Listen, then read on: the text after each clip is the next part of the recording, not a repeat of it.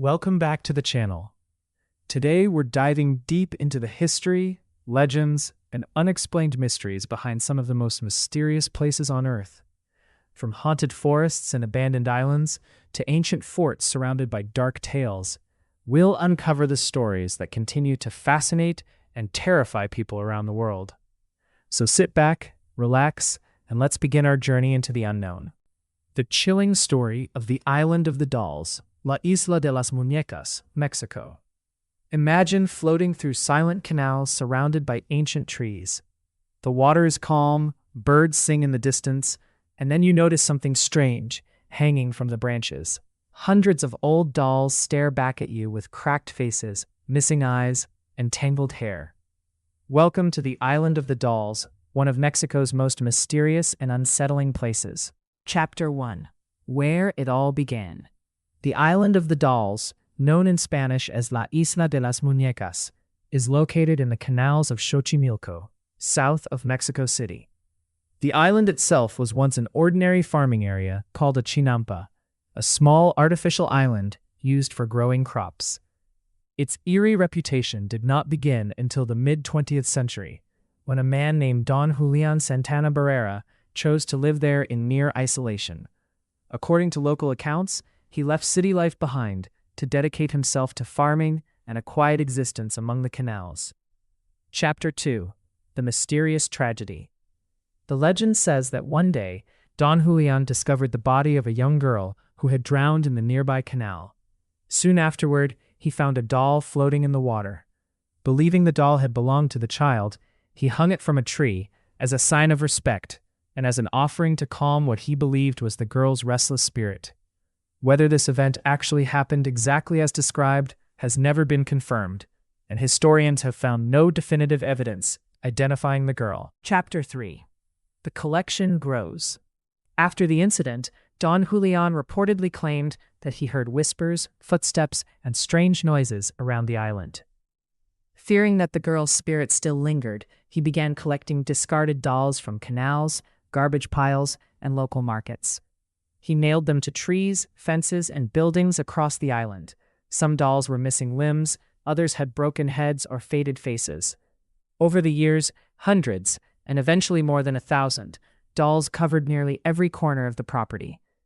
Visitors who brought new dolls often added them to the growing collection, making the island even more unsettling. Chapter 4. Decades of Isolation. For nearly 50 years, Don Julian continued adding dolls to the island. To outsiders, his actions seemed bizarre, but he reportedly believed the dolls protected him and honored the memory of the drowned child. As seasons passed, the tropical weather aged the dolls. Rain, humidity, sunlight, and insects transformed ordinary toys into weathered figures with cracked plastic, peeling paint, and haunting expressions. The island gradually became famous throughout Mexico as stories of paranormal activity spread from visitor to visitor. Chapter 5. An Eerie Ending. In 2001, Don Julian Santana Barrera died near the same canal where he believed the young girl had drowned.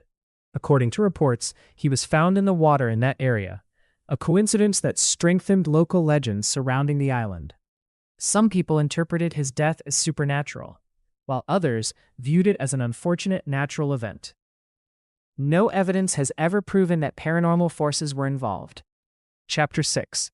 Legends and Reality.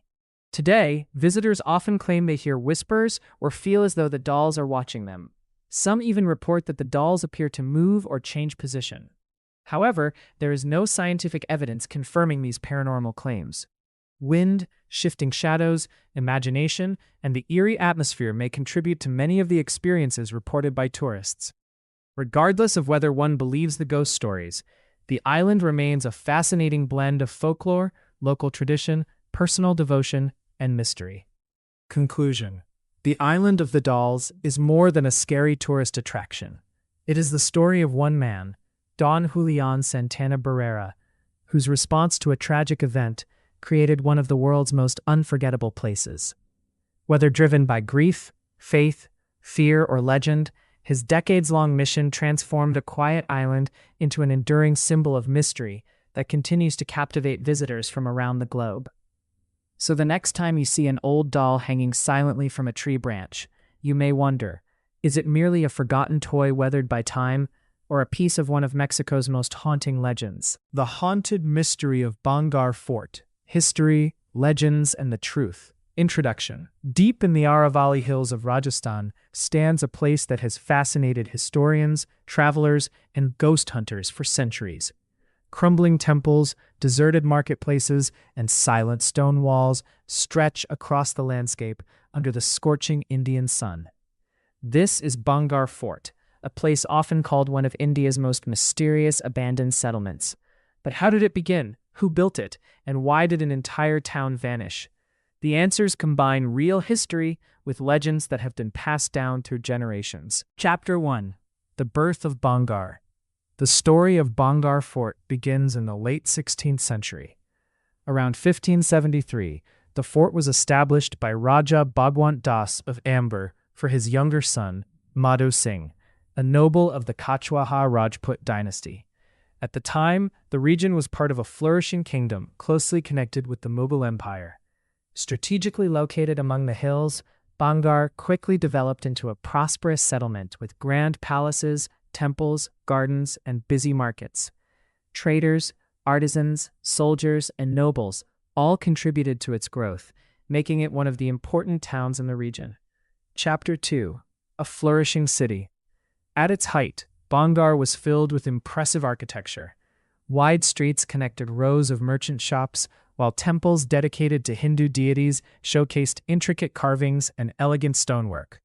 The royal palace overlooked the town from higher ground, offering both protection and commanding views of the surrounding countryside. The fort's location provided natural defenses, and nearby forests supplied resources for daily life. For many years, Bhangarh thrived as a center of commerce and administration. Chapter 3. The Legend of the Curse. No story about Bhangarh is complete without its most famous legend. According to local folklore, a beautiful princess named Ratnavati attracted the attention of a powerful magician or tantric named Sinkhya. Obsessed with winning her love, he supposedly enchanted a bottle of perfume with magic so that whoever used it would fall under his control. The princess, realizing something was wrong, is said to have thrown the enchanted bottle onto a large stone. The stone rolled downhill and crushed the magician. As he lay dying, the magician allegedly cursed Bhangarh, declaring that the city would soon be destroyed and that no one would ever be able to live there again. It is important to note that historians have found no evidence proving this story actually happened. It remains a popular local legend rather than a documented historical event. Chapter 4. The Sage's Warning.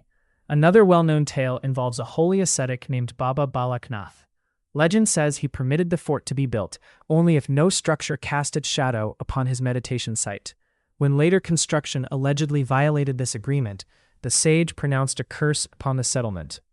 Like the story of the magician, this account survives mainly through oral tradition and folklore rather than historical records. Chapter 5. The Decline of Bhangarh. Historical evidence points to more ordinary reasons for the town's abandonment. During the 17th and 18th centuries, the region experienced political instability, warfare, and economic decline. Water shortages and changing trade routes may also have contributed to residents gradually leaving the settlement. By the late 18th century, Bhangarh had largely been deserted, leaving behind its impressive buildings and empty streets. Chapter 6. The Ruins Today. Today, visitors can walk through the remains of Bhangarh's marketplaces, temples, and palace complex. The site is protected as an archaeological monument and attracts thousands of tourists each year. Many come to admire its architecture and history, while others arrive hoping to experience the legends for themselves.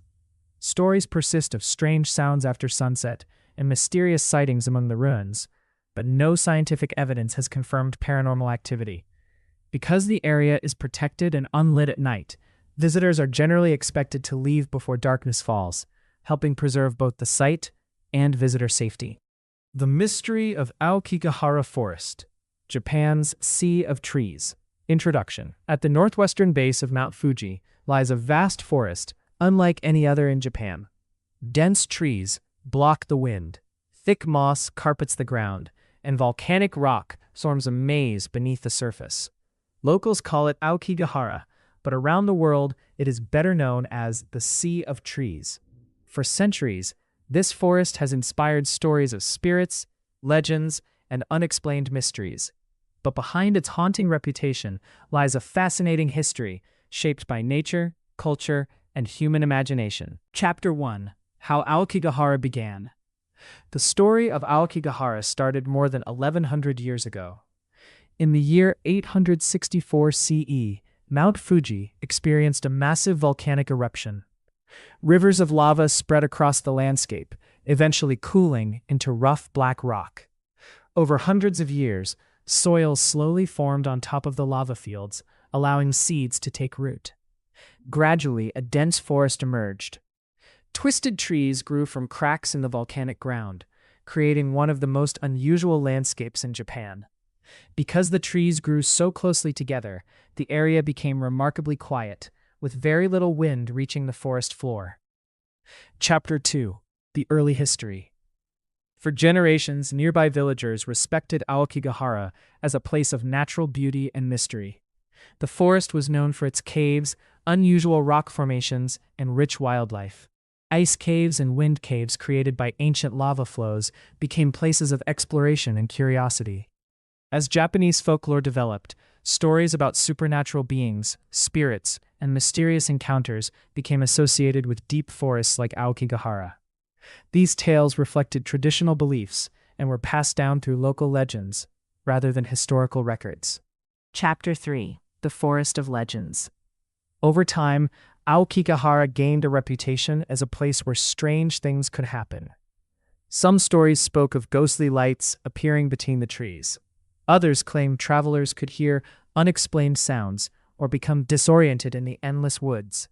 The thick vegetation and similar-looking scenery made navigation genuinely difficult, helping fuel these legends. Writers, filmmakers, and storytellers added to the forest's mysterious image, blending folklore with fiction, until Aokigahara became famous around the world. Chapter 4: What Happened There. In modern times, Aokigahara unfortunately became associated with tragic incidents involving people in crisis, leading to international attention and many sensational stories. However, it is important to separate fact from myth.